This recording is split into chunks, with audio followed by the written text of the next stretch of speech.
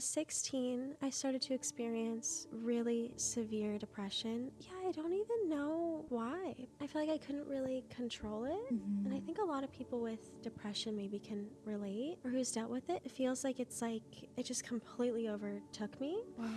And then I remember I had a really bad panic attack one night, and it sent me into just like such an isolation because I was so scared to have that again. I was Wow. in my room. I remember I had school the next day, and I was really nervous to go to school a lot. It was really hard for me to like get to school. Yeah.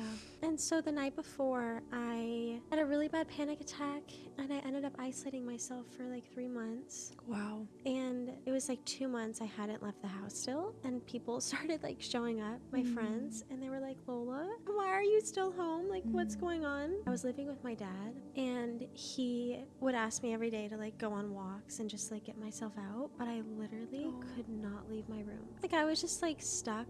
Like, I was so scared of every little thing, and I became a really bad hypochondriac too. I always thought there was like something wrong with my body.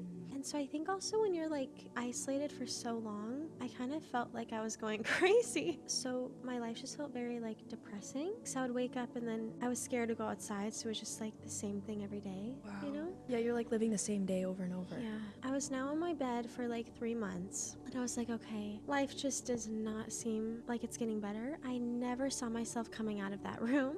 Like, I was like, I think my life is just going to be these 4 walls forever. This was like a very hard thing for me too. I remember because I wanted to see my mom, but I couldn't leave my house. Wow. She would text me like, I miss you, and I'm like, it was really hard for me because I was like, I miss you so much, but I literally am terrified to leave, you know? So I started to experience really bad just thoughts of just not wanting to be here. Yeah, I don't know. I started to get really suicidal. I remember there was this one night and I was like, I just don't see myself coming out of this. And I started praying really hard to my Nana because I didn't know It's God. so funny that you were praying to Isn't your that so Nana. funny? I would like write her name down and I was like, Nana, like I just need you to help. And so I made her my screensaver. Oh my Isn't gosh. that so sweet? And I was like, little did I know, like God was Jesus. I know he was just Oh right yeah, there. it was Jesus. It was Jesus.